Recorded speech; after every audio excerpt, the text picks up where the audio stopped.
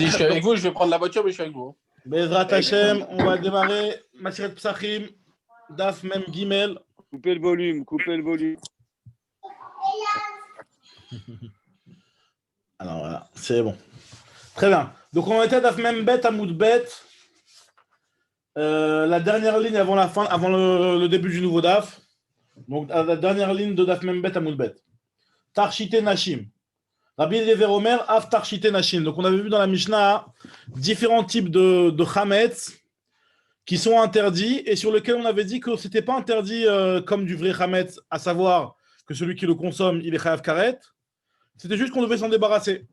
Alors d'après certains, on transgressait l'interdiction de Balira ou Balimatsé, d'après d'autres non. Mais en tout cas, on devait s'en débarrasser et au moins ne pas les manger. Celui qui les mangeait, il transgressait un lave de la Torah, mais il ne transgressait pas un Issour Karet. C'est ce que la Mishnah nous avait dit. Il y a Rabbi Eliezer qui est venu, qui rajoutait que, à part la liste de tous les cas qu'on a énumérés, qu'on a vu hier et qu'on a expliqué exactement de quoi ils étaient composés hier, à part ça, il y a aussi Tarshite Nashim. Alors, Tarshite Nashim, la traduction littérale, c'est les bijoux des femmes.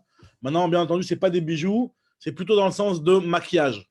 Et même sur ça, la Gemara s'étonne du maquillage de femmes.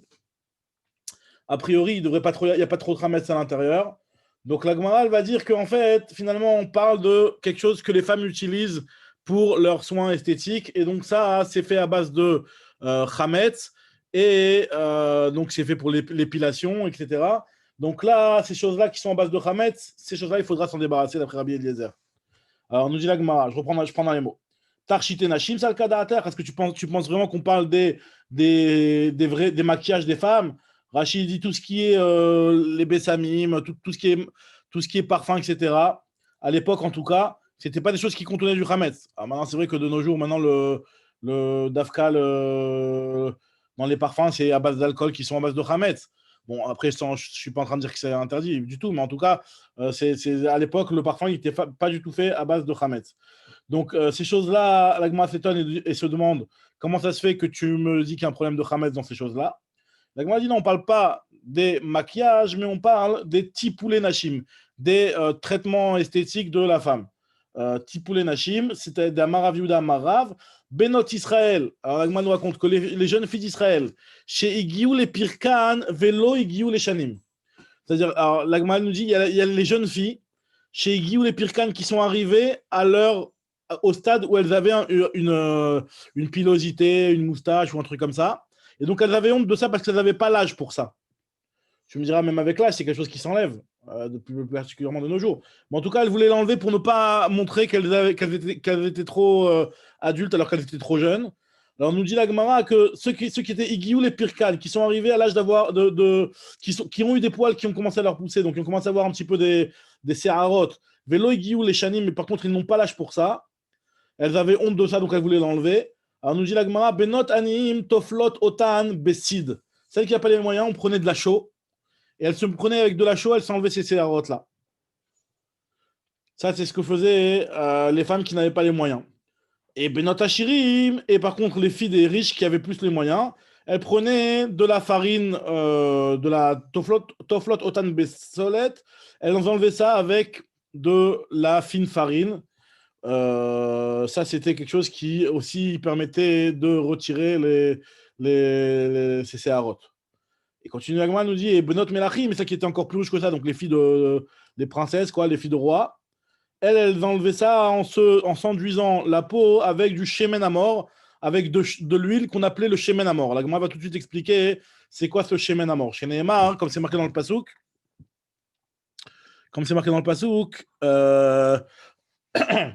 Shisha Chodashim Beshemen Amor. Il y a marqué concernant Esther, lorsque Achashverosh il a voulu commencer à ramasser des jeunes filles et leur faire pendant 6 mois, elle devait se préparer pour se présenter devant lui. Il y a marqué que pendant 6 mois, enfin pendant 1 an même, elle se préparait avant d'arriver devant lui. Il y a marqué que pendant 6 mois, elles étaient Beshemen Amor. Donc ce Shemen Amor, c'est quelque chose qui avait une particularité d'embellir la femme, quoi. En l'occurrence, déjà en leur enlevant leur séharot qui était gênant. Mais en plus de ça, on va voir que c'est quelque chose qui aussi permettait à la peau d'être plus reluisante. Alors, elle te dit Shisha Chodashim Beshemen Amor, Maï Shemenamor, c'est quoi ce Shemenamor au final? Alors Ravuna Bar Yirmiyah, lui, te dit c'est du stachat. Stachat. Alors c'est quoi stachat? C'est une genre de Shemen d'Irfoua. Alors il y a Rachid dit que je ne sais pas exactement c'est quoi. Rachid dit Loït Paresh Maou.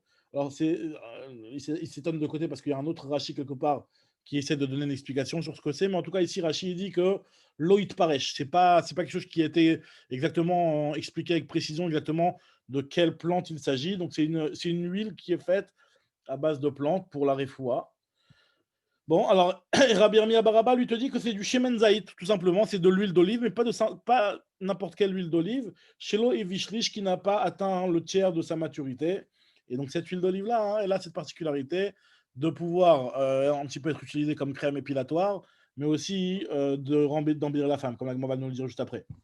La Gemara continue, elle te dit, Tania, Rabbi Yehuda Omer, An Pikanin. An Pikanin, c'est quelque chose qui est cité dans Maseret Menachot par rapport aux huiles qui étaient apportées pour les korbanot et pour mélanger aussi avec les farines pour les menachot. Il y a marqué qu'on n'apportait pas n'importe quelle huile et on n'avait pas le droit d'apporter l'huile de An Pikanin. Alors, c'est quoi An Pikanin? La Gemara dit c'est justement cette huile-là. Cette huile qui n'a pas atteint le tiers de sa maturité. Shemen Zaït, Shelo Evishlish. Alors pourquoi on l'utilisait et à quoi ça servait de s'enduire avec? Velama Sachinoto, pourquoi on s'enduisait avec? Ou Meaden et Tabassar, c'est quelque chose qui faisait tomber le poil, donc c'était quelque chose qui était comme une crème épilatoire. Ou Meaden et Tabassar, et ça faisait briller la peau, donc ça permettait aux femmes d'avoir un aspect plus beau. Très bien. La Gemara continue. On a dit dans la Mishnah, Aklal, Kol Sheu Mimin Dagan. On a dit dans tout ce qui est Mimin Dagan, tout ce qui contient des 5 céréales, on avait dit qu'on transgresse, on est envers Alem et Pessar, c'est-à-dire qu'on transgresse le fait de les posséder pendant Pessar, on doit s'en débarrasser. Alors la Gemara, elle te dit, à partir du moment où tu m'as donné cette règle générale et tu m'as dit tout ce qui contient du Dagan, pourquoi tu as pris la peine de me donner la liste de tous les exemples qu'on avait vus dans la Mishnah plus haut? On avait vu le Koutach Habavli, le Shechar Hamadi, la bière, la petite mayonnaise au petit lait, là, toutes ces choses-là. Pourquoi tu me les cites? Alors que finalement, tu m'as dit que tout ce qui contient du Dagan, c'est bon, c'est une règle déjà qui est assez claire. Pourquoi tu as besoin de me préciser? Alors nous dit la Gemara, pourquoi on a besoin de préciser? Pour que tu connaisses ce genre d'aliments et que lorsque tu vas être quelque part et qu'on va te parler de ces aliments, au moins tu sais ce qu'ils contiennent. Et que si par exemple c'est quelque chose qui va être dérangeant par rapport à la cache-route, tu vas le savoir. Par exemple, si tu sais que tu es Bassari, tu ne peux pas manger du Koutar Habavli. Parce que le Koutar Habavli, il est Khalavi. Voilà, on te l'a expliqué qu'il y a du Khalav. On t'a expliqué qu'il y avait du Khametz.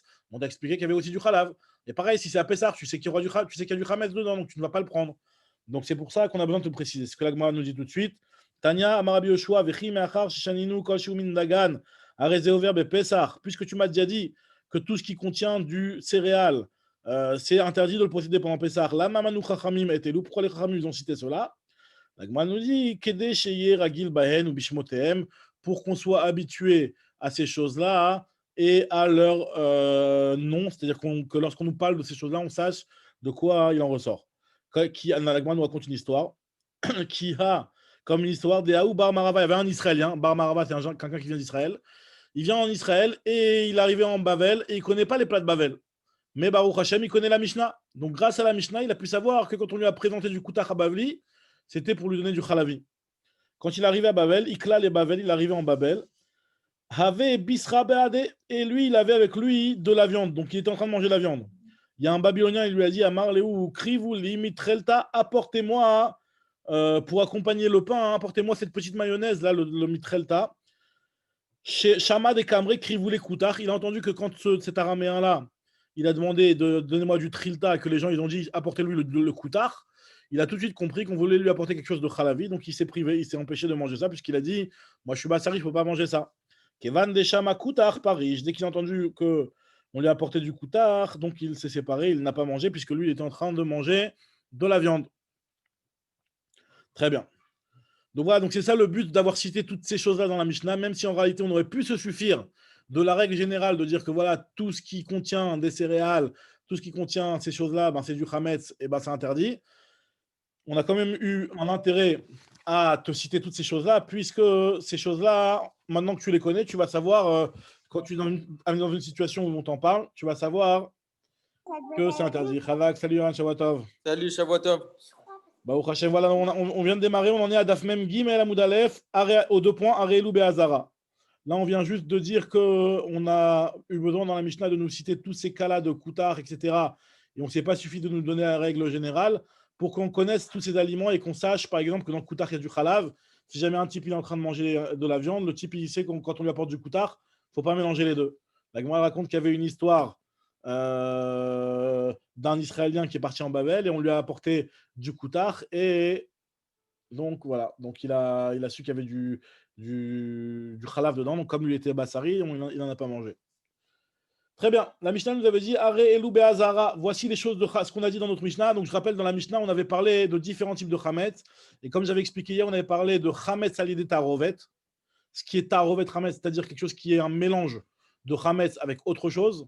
Donc, comme par exemple le Koutar, qui est un mélange de Chametz avec un tiers de lait, un tiers de sel, d'accord, et tous les autres ingrédients qu'on a vus, tous les autres aliments qu'on a vus plutôt. Et il y a aussi ce qu'on appelle le Chametz Noukshe. Chametz Noukshe, c'est ce qui est difficilement consommable parce que c'est quelque chose qui n'est pas très bon ou qui est un petit peu pourri. Toutes ces choses-là, d'accord, sont interdites. Il n'y aura pas le Chiyuv Karet, il n'y aura pas le Issour Karet tel qu'on l'a pour le Chametz normal, mais il y aura un Issour, une Hazara. C'est ce que nous a dit la Mishnah. Arelu Be'azara. Maintenant, on va voir d'où on apprend la Hazara et d'où on apprend le lave pour le Chametz Aledé Tarovet et pour le Chametz Nuksha. Et on va voir aussi une marloquette là entre les Amoraïm. Qu'est-ce qui est plus grave? Est-ce que c'est plus grave Taharovet? Et donc, si on nous parle de Taharovet, ça ne veut pas dire forcément que le Nuksha va être interdit, puisque si on te parle de Taharovet, vu que le Taharovet, le mélange, c'est plus grave à partir du moment où c'est quelque chose qui est du vrai Hametz, juste qu'il est mélangé, mais c'est du vrai Hametz Gamour. Donc, à partir du moment où il est plus grave, donc quand on te parle du Taharovet, ça ne veut pas forcément inclure le Nuksha, mais par contre, si on te parle de Nuksha, hein, Kalvachomer, que le Taharovet, il va être interdit. Ou alors l'inverse. On va voir qu'il y aura 2 avis sur ça. En fonction de ça, vous allez comprendre la suite de l'Agmara. Alors l'Agmara nous dit Mantana. Rabbi Shmuel. Ouais. Ouais. Noukshe, c'est mangeable. C'est mangeable par le chien. C'est mangeable. Quoi qu'il arrive, c'est mangeable par le chien. Vadaïk, c'est mangeable par le chien. C'est même mangeable par l'homme, mais c'est pas top. C'est quelque chose qui est caché, qui est rat. Chametz rat, il y a marqué dans les Mefarshim. C'est un chametz qui est mauvais. Mais il est mangeable. Il est mangeable. C'est pas quelque chose qui n'est pas mangeable. Et à partir du moment où il est rat et il n'est pas top, c'est un issour minatora, mais qu'un lave, pas karet. Maintenant, on va voir les différents avis des Tanaïm qui pensent cette chose-là.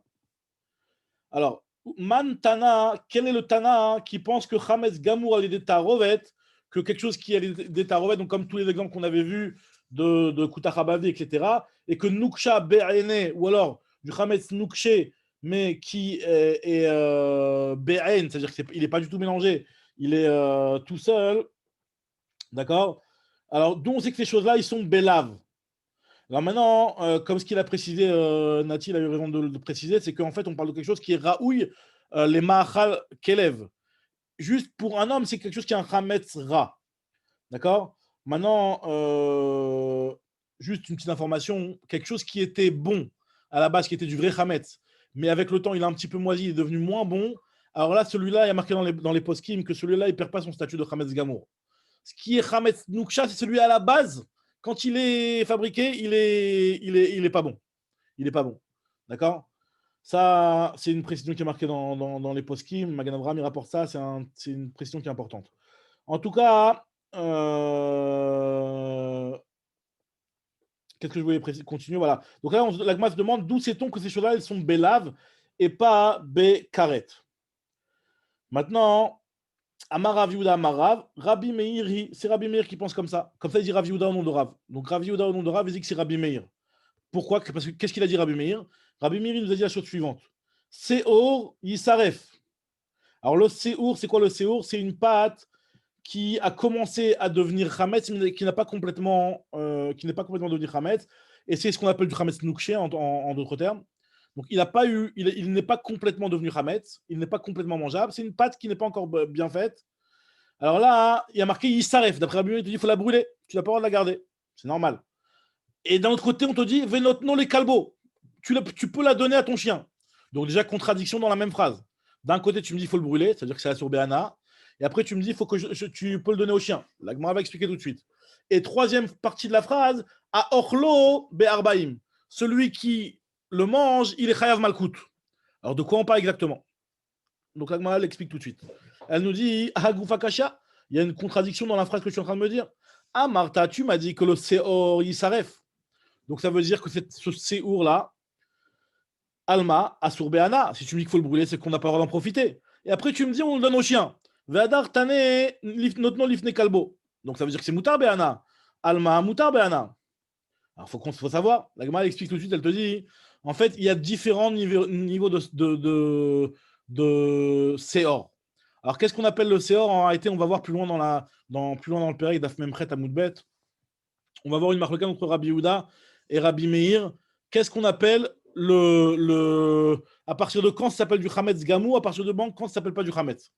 Alors, il y a Rabbi Yehuda, lui, qui va dire qu'à partir du moment où ça a pris du. Attends, je vais mourir entre Rabbi Yehuda et Rabbi Meir. Il y en a un des deux, on va voir qui dit quoi, on va le voir dans la phrase de l'Agma plus loin. En tout cas, il y en a un des deux qui pense qu'à partir du moment où ça a commencé à gonfler, c'est déjà du Seor. C'est déjà interdit. Même s'il n'a pas eu de. Il n'y a pas de fente. D'accord? Et par contre, s'il a des fentes, là, c'est du Chametz Gamour. Le deuxième avis, il pense que non, à partir du moment où il a gonflé, c'est rien du tout. Dès qu'il commence à avoir des fentes, c'est un niveau de Chametz, mais pas le plus grave. Et le plus grave, c'est dès que les fentes, elles commencent à se mélanger et à se toucher les unes les autres. Ça, c'est la Mishnah qu'on verra plus loin, Marc Logan entre Rabbi Yehuda et Rabbi Meir.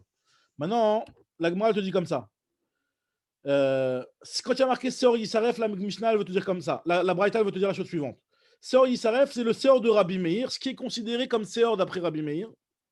C'est-à-dire, c'est quoi le Seor qui est considéré comme Seor comme Rabbi Meir? Comme explique Rashi ici, c'est celui qui a commencé un petit peu à gonfler. Ce qui a commencé un petit peu à gonfler, qui ne s'est pas encore. Il n'y a pas encore eu de rides dessus, il n'y a pas encore eu de petits traits dessus. Il n'y a pas encore eu de petites fentes. Alors là, celui-là, hein, d'après Rabbi Meir, il faut le brûler. Donc le Seor de Rabbi Meir d'après Rabbi Meir, ou alors le Seor de Rabbi Yehuda d'après Rabbi Yehuda. Le Seor de Rabbi Yehuda, c'est ce que je vous ai dit, le niveau d'au-dessus, c'est le niveau où il y a des petites fentes, mais qui ne se touchent pas encore. Alors là, il faut le brûler d'après tout le monde. Parce que c'est du Seor, c'est du Chametz. Maintenant, après, ce qui a marqué dans la Braïta, Venotno lifne kalbo, que tu devras le donner au chien plutôt, Venotno lifne kalbo, là on est en train de nous parler des Rabbi Meir, les Rabbi Yehuda. Le Seor, qui pour Rabbi Meir est considéré comme du Seor. Alors lui, là, pour Rabbi Yehuda, lui, eh ben, on n'a pas. Pour Rabbi Yehuda, Mechila, il ne faudra pas le brûler, tu pourras le donner au chien. Mechila, juste un instant. Hop. Je suis à 2 secondes, Mechila.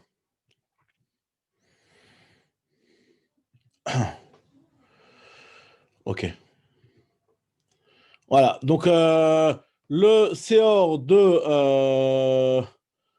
Rabbi Yehuda, hein, d'après Rabbi Meir, Mechila, le Seor de Rabbi Meir d'après Rabbi Yehuda, Mechila, lui, il est Moutar Be'ana. Maintenant, ce qui a marqué Ve'aochlo Be'arbaïm, ce qui a marqué que celui qui le mange, il est Chayav Malkout Arbaïm, alors là, on parle de quoi? Atan les Rabbi Meir. Là, on nous parle du Seor de Rabbi Meir. Et c'est pour nous dire que le Seor de Rabbi Meir, c'est-à-dire le Chametz Nuksha en l'occurrence, ce Chametz Nuksha, on est Chayav Malkout. Donc, qu'est-ce qu'on voit dans cette braïta-là? On voit que Rabbi Meir, il pense que le Chametz Nuksha, on est Chayav Malkout. Donc, si on est Chayav Malkout, ça veut bien dire que voilà, donc on a trouvé en tout cas pour le Chametz Nuksha. Maintenant, on n'a pas trouvé pour le Chametz Aledé Tarovet. Mais le Chametz Nuksha, on a vu que ce Chametz-là, il est Belav. Et donc, on est Chayav Malkout. Maintenant, l'Agma, elle explique. Elle te dit Shamrinan el Rabbi Meir, Nuksha Be'ene. On a vu que le Chametz Nuksha qui est Be'en, qui n'est pas mélangé, donc comme ce Seor-là, on a vu qu'il était Belav. Et à plus forte raison, le Chametz Gamour al Tarovet. Ça veut dire quoi? Ça veut dire que d'après cet avis-là, c'est quoi ce qui est plus Chamour? Ce qui est plus Chamour, c'est le Chametz al Tarovet. Donc si on est en train de te dire que le Chametz Nuksha, il est Belav, alors à plus forte raison que le Chametz Gamour al Tarovet, il sera aussi Belav. Ça, c'est ce qui nous dit Rav Yehuda, nom de Rav. D'accord. Maintenant, la Gemara rapporte l'avis de Rav Nachman. Rav Nachman Amar, lui, te dit que c'est Rabbi Eliezer, l'auteur en réalité de notre Mishnah. Celui qui pense, comme ce qui est marqué dans notre Mishnah, qu'on est Chayav Malkout, c'est un lave, il y a une Azahara sur le Chametz Nuksha et sur le Chametz Taharovet, c'est Rabbi Eliezer qui pense comme ça. Des Tanya, comme nous dit Rabbi Eliezer, Alachila Dagan Gamour Anushkaret. Il nous dit Rabbi Eliezer que sur du Chametz Gamour normal, quoi, classique, on est Chayav Karet. Mais al Iruvo, sur un Chametz qui est mélangé, Belav. Dit vrai Rabbi Eliezer, il pense qu'il y a un lave. Ça, c'est les paroles de Rabbi Eliezer. Donc, on voit qu'il y a un lave sur le Chametz mélangé. Maintenant, il n'y a pas encore parlé du Nukshe. Chachamim Omrim, al Chametz Dagan Gamour. Lui, Chachamim, eux, ils pensent que sur le Chametz Dagan Gamour, on est Anush Karet. Et al Iruvo, Chachamim pense qu'il n'y a rien. Belo Klum. En tout cas, nous dit la Gemara, Shamaïnan et Rabbi Eliezer, d'Amar Chametz Dagan Gamour et d'Etarovet Belav. On voit que Rabbi Eliezer, lui, pense que le Chametz Dagan Gamour qui est mélangé, il y a un lave dessus. Chol Sheken, Nuksha Beina, à plus forte raison quand il est Nuksha. Donc, à plus forte raison quand il est Nuksha, qu'il y aura un lave. Donc, on voit que Rav Nachman, lui, pense l'inverse. Il pense que le Chametz le plus grave, c'est plus grave quand il est pas mélangé, même s'il est Nuksha, que quand il est mélangé, même si c'est du Chametz Gamour. Pour lui, à partir du moment où il n'est pas mélangé, c'est là le niveau le plus grave. Donc, il te dit que si Rabbi Eliezer, il nous a dit qu'il y avait un lave pour le Taharovet, à plus forte raison qu'il y aura un lave pour le Nuksha. Mais en tout cas, ce qui est sûr, c'est qu'on n'a trouvé aucun avis qui a parlé des deux à la fois. Chacun, il a parlé que d'un des deux cas. Donc, on a vu que Rabbi Meir, il a parlé de Chametz Aliédé, Chametz Nuksha, et Rabbi Eliezer, il a parlé de Chametz Aliédé Taharovet. Très bien.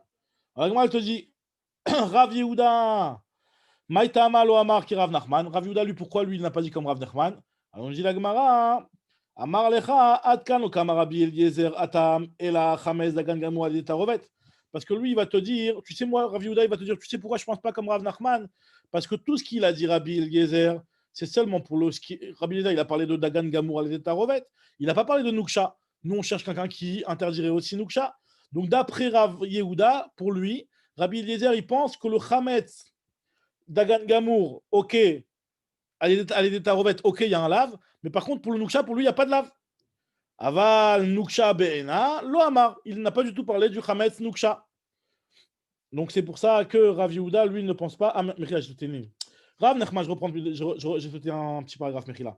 Rav Nachman, Maïtama, lo Amar ki Rav Yehuda. Rav Nachman, pourquoi lui, il n'a pas dit comme Rav Yehuda?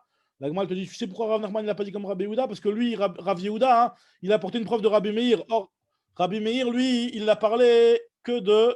Hop, il y a Joseph qui rentre. Rabbi Meir, lui, il a parlé que de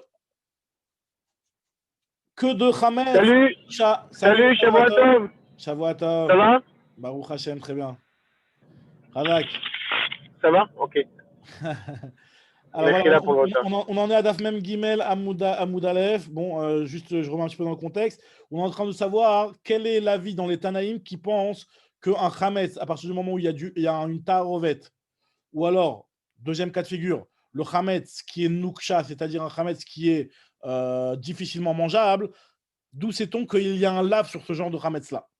Qu'il n'y ait pas de karet, ça c'est accepté d'après tout le monde. Mais d'où sait-on qu'il y a au moins un lave? Alors, on avait vu Rav Nachman, il a voulu dire que c'est l'avis de Rabbi Eliezer. Et Rav Yehuda, il a voulu dire que c'est l'avis de Rabbi Meir.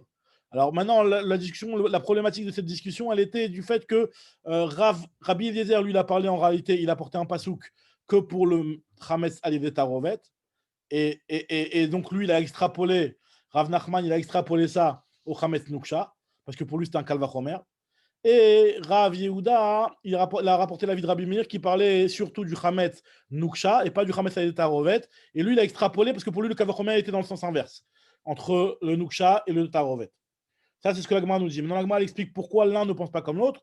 Et elle répond tout simplement que, parce que pour l'un, c'est plus grave, c'est plus rameau le Taharovet. Et donc, s'il a parlé du Taharovet, ça n'inclut pas forcément le Nuksha. Et pour l'autre, c'est l'inverse. Donc, c'est ce que j'étais en train de dire là. Rav Nachman, Maïtama, lo Amar ki Rav Yehuda. Rav Nachman, pourquoi lui, il n'est pas comme Rav Yehuda? Amar Lecha, il va te dire. Dilma, peut-être que Rav Yehuda, peut-être que lui, Rabbi Meir, quand il a parlé, Adkan Okama Rabbi Meir Atam. Et là, Nuksha Bene, peut-être que Rabbi Meir, il a parlé que de Chametz Nuksha. Il n'a pas parlé de Chametz Aliédé Taharovet. Aval Chametz Dagan Gamour Aliédé Taharovet. Lo. Et Rav Yehuda, lui, pourquoi il ne pense pas comme Rav Nachman? Parce que lui, pour lui, c'est l'inverse. Maïtama lo Amar ki Rav Nachman. Parce qu'il va te dire que Rabbi Eliezer, il a parlé que de Taharovet. Amar lecha adkan lo kama Rabbi Eliezer atam. Et la Bechametz Dagan Gamur al Tarovet. Aval Nukshe Bene Lo Amar, il n'a pas parlé de Chametz Nuksha. Alors la Gemara va nous rapporter une braïta qui va dans le même sens que Rav Yehuda, à savoir que Rav Yehuda, lui, il a dit que Rabbi Meir, il pense qu'il y a un lave sur le Nuksha et sur le Tarovet, et Rabbi Eliezer, il pense qu'il y a un lave que sur le Tarovet et pas sur le Nuksha. Donc on va voir une braïta qui va dans ce sens-là, puisque la braïta nous dit que Kol Machmetzet Lotochelu. Il y a marqué dans le Pasuk, tout ce qui est Machmetzet, tout ce qui est à base de Chametz, vous ne le mangerez pas. Alors maintenant, pourquoi il y a marqué Machmetzet et pas Chametz? Nous dit la Gemara, les rabot kuta chabavli, veshecha ramadi, vechometz adomi, vezitum amitzri. C'est pour inclure les cas qu'on a vu dans notre Mishnah, qui sont des cas de mélange, qui sont kuta chabavli, shecha ramadi, chometz adomi, donc le vinaigre mélangé là, et le zitum amitzri. Tous ces cas sont des cas de mélange. Alors nous dit la Gemara, alors yachol yanouch karet, est-ce qu'il y aura un karet? Talmud lomar ki kol ochel chametz venichreta. Il y a marqué que pour être Rav Karet, il faut que ce soit vraiment le vrai Chametz, ce n'est pas le Machmetzet. Al Chametz Dagan Gamour Anouch Karet. Al Iruvo Belav. Sur le Iruv, il n'y a qu'un lave. Donc en quoi c'est une preuve pour Rav Yehuda? Parce que l'Agma nous dit Manchmatle de Amar Belav. Quel est celui qui pense que Chametz Tarovet, c'est lave? C'est Rabbi Eliezer. Et tu vois qu'il n'a pas parlé de Nuksha dans la liste de ce qu'il a cité. Ve'ilu Nuksha Be'ene, Lo Kamar, il ne l'a pas cité. Shmamina Nuksha Nukshe le Rabbi Eliezer Leitle. Donc ça veut dire que d'après Rabbi Eliezer, il n'y a que Tarovet qui est interdit et il n'y a pas le Nuksha. Sinon, il l'aurait cité dans la liste. Le fait qu'il ne l'ait pas cité dans sa liste, ça prouve bien que lui, il pense que c'est que le Chametz et Tarovet, c'est interdit. Donc voilà. Donc moi, là, sur ça, pour l'instant, ce qu'elle a dit, c'est qu'on a Rav Nachman qui pense que d'après Rabbi Eliezer, c'est interdit aussi bien le mélange que le Chametz Nuksha. Il y a Rav Yehuda qui pense que d'après Rabbi Meir, c'est interdit les deux, mais d'après Rabbi Eliezer, ce qui est interdit, c'est que Chametz Alidé Tarovet. Très bien. Maintenant, la Gemara continue. Elle pose la question. Sur l'avis de Rabbi Eliezer qui pense qu'il y a un lave seulement sur le Tarovet. Rabbi Eliezer, Iruvo Belav Menale. D'où Rabbi Eliezer apprend qu'il y a un lave sur le Tarovet Chametz. D'où il apprend ça? Alors, la Gemara dit, comme on vient de dire, Kol Machmetzet, il y a marqué Kol Machmetzet, ça vient inclure, Kol Machmetzet, le mot Machmetzet vient inclure quelque chose qui contient du Chametz, donc c'est un mélange. Alors, la Gemara dit, Iachi devrait y avoir aussi un karet nami, Chayev, on devrait aussi être karet, des actifs, puisqu'il y a marqué Ki Kol Ochel Machmetzet venichreta. Il y a marqué que tout celui qui mangera du Machmetzet sera Chayav karet. Donc, il devrait avoir un Chiyuv karet sur le Chametz Alidé Tarovet. La Gemara nous dit Haou mibayele les détania. Non, en réalité, ce qui colle au Chel Machmetzet venichreta, on en a besoin pour autre chose. Pour la braïta suivante, qui nous dit que Chametz, marqué Machmetzet ou Chametz, ça dépend comment on fait à dire ça. Venichreta, elni ela shinit Chametz melav. Je sais qu'on avait déjà vu cette braïta-là. Que ce qui est interdit, c'est quelque chose qui est devenu Chametz tout seul.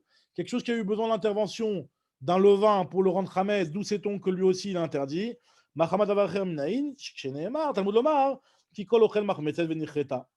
mot-là, Machmetzet, on apprend que ce qui a été rendu Chametz à l'idée d'avar acher. Elle te dit, Yachi, si c'est comme ça. Alors le lave aussi, tu devrais dire que le lave il parle de ça. Des lave nami, la chiudata, peut-être que le lave il parle pour ça. Alors l'agma, tu as raison. C'est quoi? Je reviens sur ce que j'ai dit au départ. La raison de Rabbi Eliezer et la tama de Rabbi Eliezer, elle est dans notre pasuk, elle est du mot kol. Mi-kol. Elle vient du mot kol. Il y a marqué kol Machmetzet le tochelou. Le mot kol, il vient inclure le ta'arovet. Et ce n'est pas le mot machmetzet. Parce que tu as raison, le mot machmetzet, aussi bien dans le premier pasouk que dans le deuxième pasouk, il parle de quelque chose qui est devenu chametz grâce à autre chose. Alors, moi, je dis, Atamnami active kol ochel machmetzet venircheta là-bas aussi. Il y a marqué kol ochel machmetzet venircheta. Il y a aussi marqué kol là-bas. Donc, moi, je dis, non, le kol qui est marqué là-bas, hein, je l'utilise pourquoi? Haou, mi bayele les rabot et tanashim. Là-bas, le kol, j'en ai besoin pour inclure les femmes. C'est-à-dire que les femmes, qu'elles aussi, elles sont chayav karet quand elles mangent du chametz. Alors même si c'est vrai que normalement, tous les interdits de la Torah, les femmes, elles sont concernées autant que les hommes. On n'a pas besoin de nous les inclure. Mais là, on a eu besoin de t'inclure les femmes, particulièrement dans le lave de chametz, parce qu'on aurait pu croire que, exceptionnellement, l'interdiction de chametz ne concerne pas les femmes. Pourquoi on aurait peut-être pu croire que c'est comme ça? Parce qu'on sait que l'interdiction de chametz et la mitzvah de matzah sont écrites l'une à côté de l'autre dans le pasouk. Donc, on aurait peut-être pu croire que la mitzvah de matzah, c'est une mitzvah qui dépend du temps. Donc, a priori, on aurait peut-être pu penser que les femmes ne sont pas concernées. Donc, si les femmes ne sont pas concernées sur matzah, elles ne sont peut-être pas aussi concernées par l'interdiction de manger du chametz et le chiyuv karet sur la consommation du chametz. Au final, la tendance elle est inversée, c'est qu'au contraire, on te dit que les femmes, elles sont chayevot karet sur le chametz et elles sont aussi, par justement sa position dans le pasouk, elles sont aussi chayevot de la mitzvah de matzah. C'est ce que nous dit la Gemara ici. Nashim, la Gemara dit, mais Nashim, je sais que les femmes, elles sont chayavot, parce que je sais que dans toute la Torah, les femmes, elles sont chayavot des mitzvot. Mi de Rav Yehuda Amarav, Nafka, on apprend ça dans l'enseignement de Rav Yehuda au nom de Rav. D'Amarav Yehuda Amarav, Vechen Tana de Birabi Ishmael, comme ça, il nous a dit Rav Yehuda au nom de Rav. Qu'est-ce qu'il nous a dit? Il nous a dit que. Il nous a dit D'Amarav Yehuda Amarav, Vechen Tana de Birabi Ishmael, Amarkra, il y a marqué dans le Pasuk, Ish o Isha ki yasu mikol chatot à Adam, que ce soit un homme ou une femme qui fasse n'importe quelle des fautes de n'importe quelle des fautes, elles ont une punition. Donc de là, on apprend que aussi bien les hommes que les femmes sont concernés par toutes les punitions qui concernent les interdits de la Torah. Ishva, Katuv, Isha, les Ish, les Cholanchim, Sheba Torah. L'homme et la femme sont équivalents au niveau des punitions de la Torah. C'est juste au niveau des commandements positifs qu'il y a une différence, mais au niveau des Onashim, elles sont équivalentes. Alors pourquoi tu as besoin ici du mot kol pour m'inclure les femmes? Là, il m'a dit non, ici j'en ai besoin. Istarich, pourquoi tu en as besoin? On tourne la page. Dafmem Gimel Amoudbet. Salkada Techamina, j'aurais peut-être pu dire, oh il urtiv, puisqu'il y a marqué Lotochal alav chametz, Shiva Chamim Tochal alav matzot, puisqu'il y a marqué dans la Torah, tu ne mangeras pas de chametz, et juste après il y a marqué, tu mangeras pendant 7 jours de la matzah. J'aurais peut-être pu croire que les deux ils sont liés. C'est tout celui qui est concerné par la mitzvah et le commandement positif que de manger de la matzah, lui, il sera concerné par l'interdiction de manger du chametz. Yeshno bebal tochal chametz. Vehane naché, et ces femmes-là, j'aurais peut-être pu croire, puisqu'on va revenir sur ça, j'aurais peut-être pu croire que oil velitneu bekum achul matzah, puisque elles ne sont pas concernées par la mitzvah de matzah, a priori, puisque c'est une mitzvah qui dépend du temps. Davia le mitzvah asechazman grama. Donc, on aurait peut-être pu se dire que les femmes ne sont pas concernées par la mitzvah de matzah. Et donc, de la même façon qu'elles ne sont pas concernées par la mitzvah de matzah, hein, alors j'aurais peut-être pu croire que j'aurais peut-être pu croire qu'elles ne sont pas concernées aussi par l'interdiction de manger du chametz. Kamash malan, que les femmes, elles sont concernées par l'interdiction de manger du chametz. Alors, elle m'a dit, et maintenant, je fais le raisonnement inverse. Et maintenant que les femmes sont incluses dans l'interdiction de manger du chametz, on va aussi les inclure dans la mitzvah de manger de la matzah. Itre ben nami la chilat matzah. Kerabi Eliezer, il y en a qui disent Elazar. Damar Rabbi Elazar, Nashim chayavot be'achilat matzah dvar Torah. Les femmes ont le commandement positif aussi de manger de la matzah, bien que ce soit une mitzvah qui dépende du temps. Les femmes, elles sont aussi concernées par ce commandement positif. Chez Nehemar, lo tochal alav chametz, comme il y a marqué dans le pasouk, tu ne mangeras pas de chametz, et après il y a marqué par contre, tu mangeras de la matzah. Donc, on apprend que tout celui qui a l'interdiction de manger du chametz, il aura aussi la mitzvah de matzah. Et ces femmes-là, hein, puisqu'elles sont concernées par l'interdiction, puisqu'on avait dit que grâce au mot kol ochel machmetzet, on vient inclure les femmes. Donc, elles sont aussi concernées par la mitzvah de manger la matzah. Alors, maintenant, la Gemara se pose la question, elle se demande, donc, finalement, qu'est-ce qu'on a dit? Pour résumer ce qu'on vient de dire. Ce qu'on vient de dire ici, c'est qu'il y a marqué dans le passouk qui kol ochel machmetzet, et le mot kol, il vient t'inclure, pour te dire tout le monde, tout celui qui mange du chametz, il est chayal karet. Ça vient t'inclure les femmes. Mais par contre, il ne vient pas t'inclure que si, pour le ta'arovet chametz. Il vient inclure les femmes pour le chametz gamour. Et le chametz ta'arovet, on a dit que lui, il n'y a pas de karet. Le karet, il est que sur du chametz gamour. La Gemara dit pourquoi, grâce au kol, tu inclus les femmes plus que le ta'arovet? Tu devrais inclure le ta'arovet chametz. La Gemara dit Umay chazit, qu'est-ce que tu as vu? Pourquoi il t'a semblé plus, tu as vu que c'est plus logique d'inclure les femmes que le ta'arovet chametz? May chazit de hay kol les ribouye nashim ou ma pakta iruvo. Pourquoi ce kol il vient t'inclure les femmes et tu exclus donc le ta'arovet chametz? Et ma les ribouye iruvo, tu devrais inclure le ta'arovet chametz. La Gemara te dit non, mistabra, c'est plus logique. Parce que ce passage-là de kol ochel machmetzet, tout celui qui mange du chametz. Donc on est en train de parler du mangeur, du kol ochel, tout celui qui est en train de manger. Donc on parle du mangeur. Donc, quand on parle des mangeurs, on t'inclut une autre mangeuse, c'est la femme. On n'est pas en train de te parler du produit consommé. On est en train de te parler du consommateur. Donc, si on te parle du consommateur, c'est plus logique que celui qu'on va inclure, ça va être un autre type de consommateur. Par contre, le Tarovet Hametz, qui n'est pas le consommateur, mais c'est le produit consommé, alors lui, on ne va pas te l'inclure, puisque dans le Passouk là, on parlait du consommateur. C'est ce que nous dit la Gemara ici. Mistabra, c'est plus logique. Ka'e ba'ochlin, marbe ochalin. Vu qu'on parle de celui qui est en train d'être ochel, du consommateur, c'est plus logique qu'on t'inclue aussi un autre consommateur, donc à savoir la femme. Parce que Ka'e ba'ochlin, marbe ne'echalim, est-ce que en te parlant du consommateur, on va t'inclure un autre type de produit consommé? Non, on est en train de te parler du consommateur. On n'est pas en train de te parler du produit consommé. La Gemara va poser une question ici d'un cas où on voit qu'on parle du ochel et on inclut le produit consommé dans une autre souga complètement. La Gemara va poser des questions. Matkif la Rav Natan. Il a demandé Rav Natan, le père de Ravuna, voix de Ravuna. Est-ce que c'est vraiment un principe qui est tout le temps appliqué, qu'on n'inclut que les consommateurs? Lorsqu'on parle de consommateurs, on n'inclut pas le produit consommé, un autre type de produit consommé. Pourtant, je vais t'apporter une braïta, une braïta, qui nous parle des graisses interdites. Concernant les graisses interdites, il y a marqué là-bas qui colle ochel chelev minabema asher yakriv. Donc, tout celui qui mangera des graisses interdites d'une béma qui est apporté en offrande. Alors, il y a marqué, donc a priori, on ne te parle que de ce genre de behemoth pour l'interdiction de, comment on appelle ça?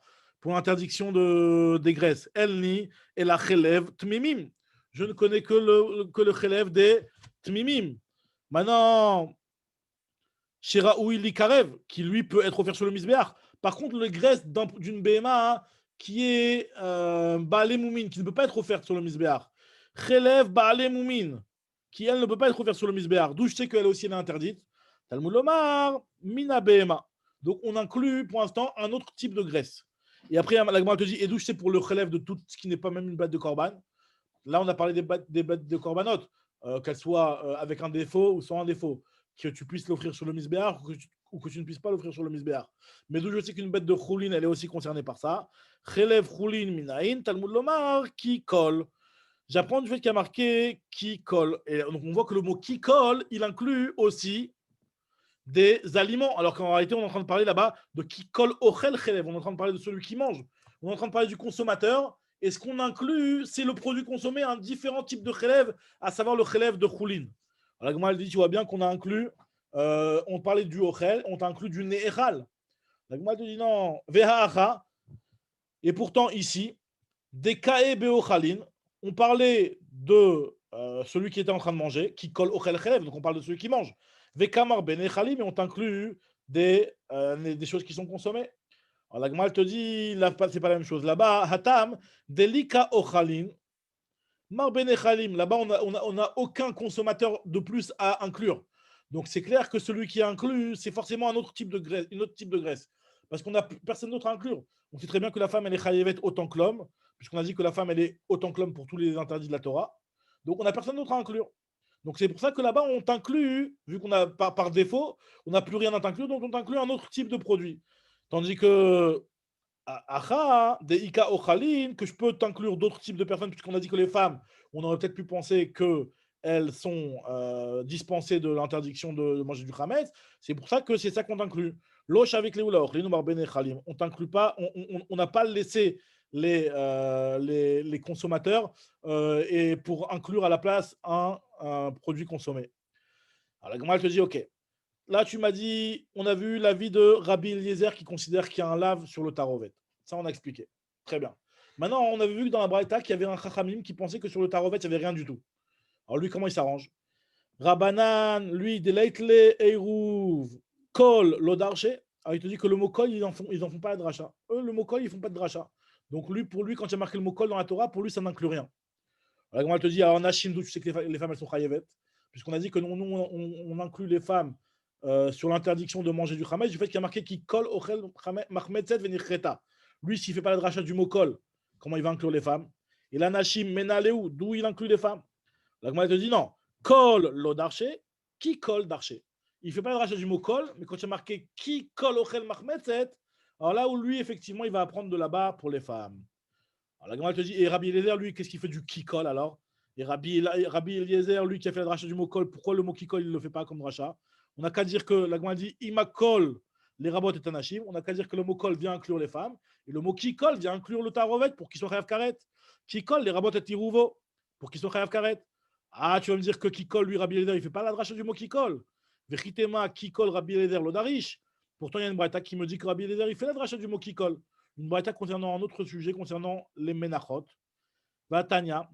Seor bal taktiru, il y a marqué concernant le seor qu'il ne faut pas l'offrir sur le misbéach. Il y a marqué que dans les menachot que tu vas offrir, tu ne devras pas les faire en tant que chametz. Et celui qui prend du chametz et qui le met sur le misbéach, il y a un lave. On a une interdiction de prendre une mincha à base de chametz. On avait vu qu'il y avait différents types de pain pour le toda, etc. Mais sur le misbéach même, on ne met jamais de chametz. On nous dit la Gemara, c'est un pasouk, kol la mincha shatakrivu l'Hashem, lota se chametz, qui kol seor vechol devash, lota ktiru mimenu shel Hashem, ce qu'on lit tous les jours. La Gemara dit, puisque tu ne peux pas, enli, nous dit la Gemara, enli, la kulo, je n'inclus seulement lorsque tu vas offrir entièrement que du chametz. Par contre, quand c'est mélangé, miktato minaïn, il y a une moitié d'un zaït qui est de chametz, d'où je sais qu'il y a aussi un interdit. Talon Lomar, kol seor. C'est pour te dire que même miktat, c'est-à-dire que tu as offert que une moitié de quantité de chametz. Alors d'où je sais quand c'est mélangé, c'est une quantité entière, mais c'est mélangé. Ça veut dire que tu as un kazaït, mais dans ce kazaït-là, il y a une partie qui est chametz et une partie qui n'est pas chametz. D'où je sais qu'il y a aussi un lave. Eruvo minaïn. Talmud Lomar, ki kol. Alors, donc, tu vois bien que c'est celui-même qui fait la dracha du mot kol. On a vu que c'était Rabbi Eliezer qui faisait la dracha du mot kol. Et il fait aussi la dracha du mot ki kol. Donc, on voit bien que Rabbi Eliezer, c'est impossible de dire qu'il ne fait pas la dracha du mot ki kol. Donc, revient à la question, qu'est-ce qu'il va faire du mot ki kol concernant le chametz bepesach? Talmud Lomar ki kol. Man shmat de darish kol. Qui inclut kol? C'est Rabbi Eliezer. Mais kadarish ki kol. Moi, dit kashia. Moi, tu as raison, je ne sais pas ce qu'il fait. C'est une kashia. Pour moi, c'est un problème. Je ne sais pas ce que Rabbi Eliezer va faire du mot qui colle. Et l'Agman ne donne pas de réponse sur ça. Chavakou Baruch. Donc, Bezrat Hashem, les amis. Ouais, on a terminé aujourd'hui, Baruch Hashem. Alors, demain,